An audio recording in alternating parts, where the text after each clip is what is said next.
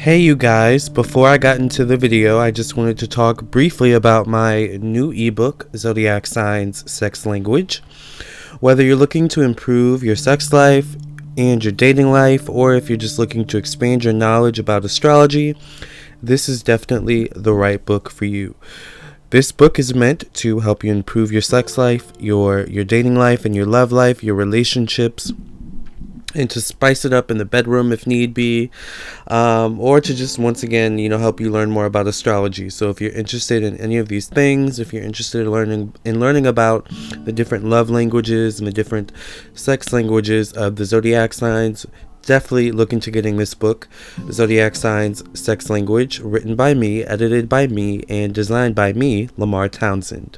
So you can purchase this ebook on my website, lamarrtownsendtarot.com, or you can purchase it on Amazon, on the Amazon Kindle ebook store, all right? Or just amazon.com.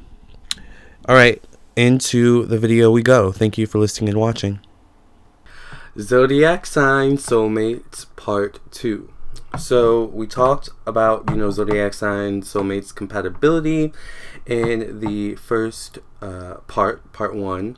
So now I kind of want to talk about what soulmates actually are, and what because soulmates really are, two people learning from one another. Two people, a lot of times it can be karmically related as well, from past lives and things like that. But I also want to talk about which zodiac signs can learn the most from one another as well. So here's part 2 of soulmate zodiac signs compatibility.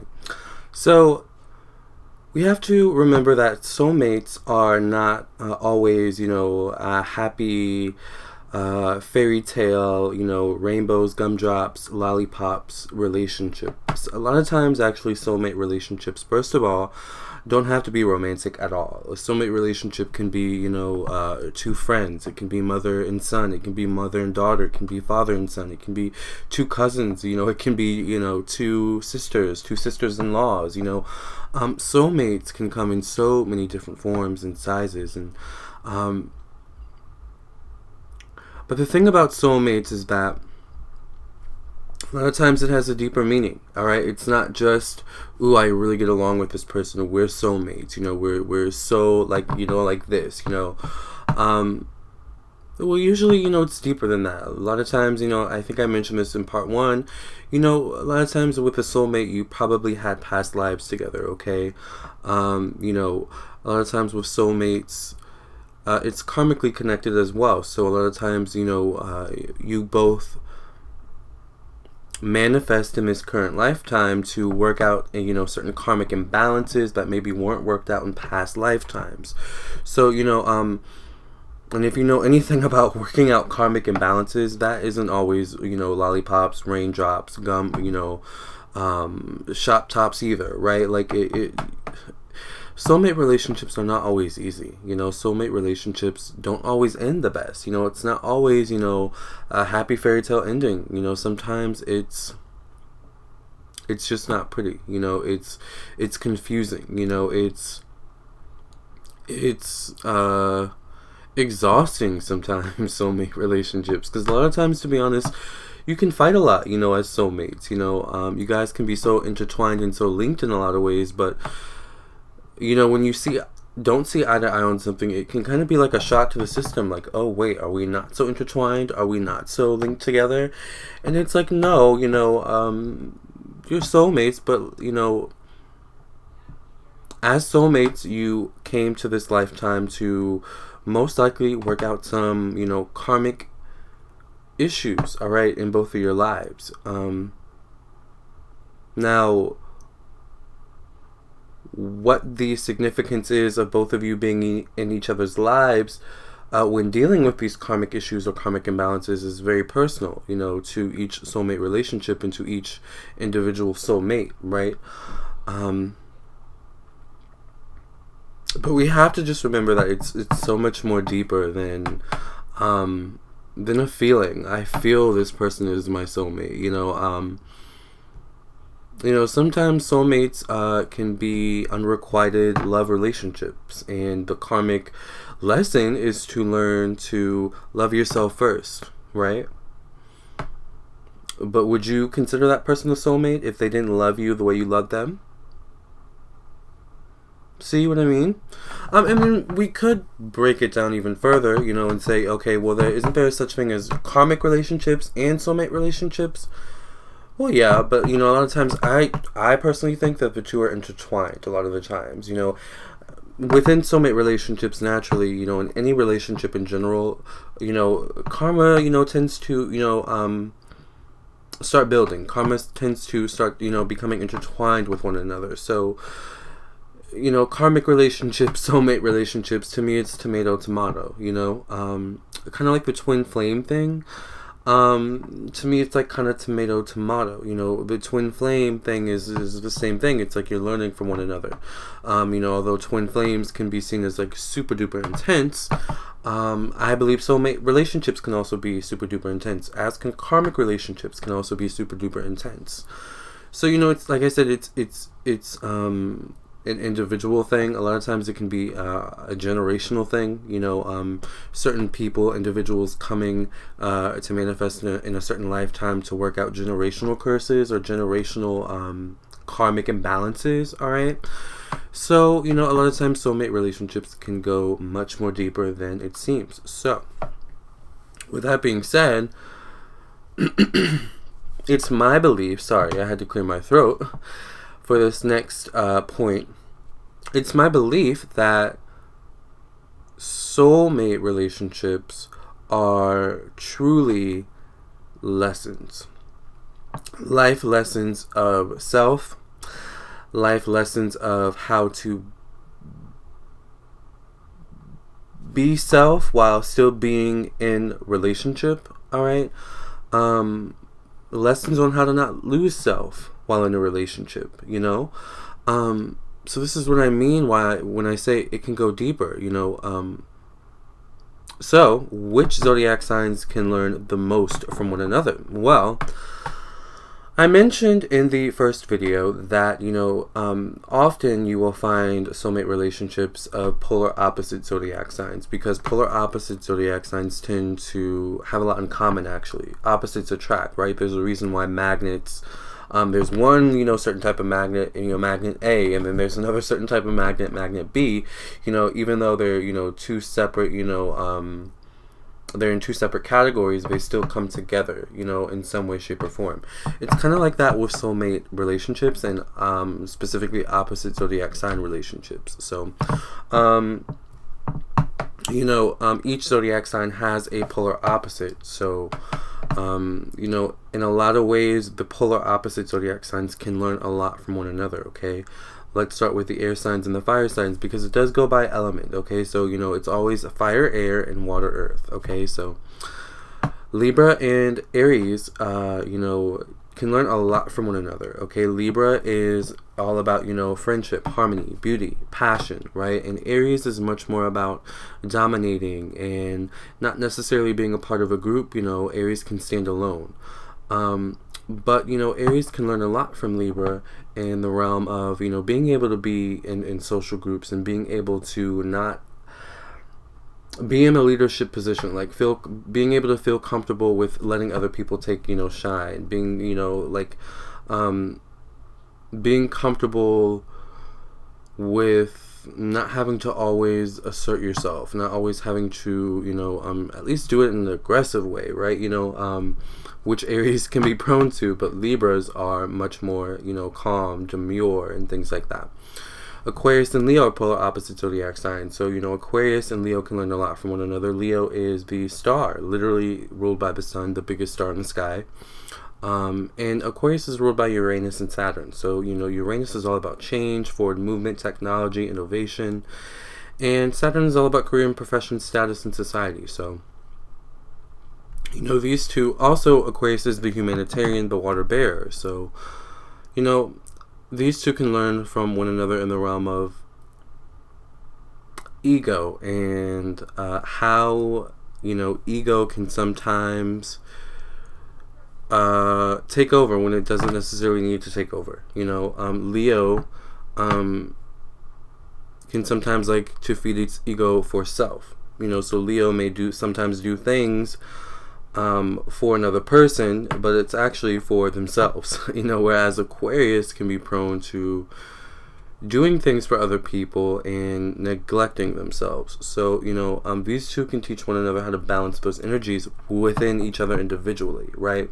Which is what a soulmate relationship is also all about, which is you growing as individuals. Okay, your souls being united, but at the same time we're all growing. Our souls we're spiritual beings having a human experience. So just as our bodies grow and evolve, our souls grow and evolve. So now let's move on to Gemini and Sagittarius. So Gemini is very unpredictable. Geminis are very smart, very intelligent. They love to talk. Sagittarius love adventure. They love to learn. And these two have that in common. They love learning. They love knowledge. And these two can also have trouble focusing, all right, to be honest. And not that that's a big issue, but I'm just, pointing out similarities that these two have, because like I said, opposites have similarities a lot of times. So, but yes, these two can learn from one another. That knowledge is power, but knowledge without the use of it is nothing. So, it's almost like, Gemini would rather read about France, and Sagittarius would actually rather go to France, so having that kind of experience, I guess, and appreciating both experiences is important for these two, and stepping outside of their comfort zones enough to step into the other person's world, okay, and seeing the benefit of that, not looking at the other person's world as something beneath them, or something like that, which, these two signs can be very judgmental of one another, but also that's a lesson too in itself, right?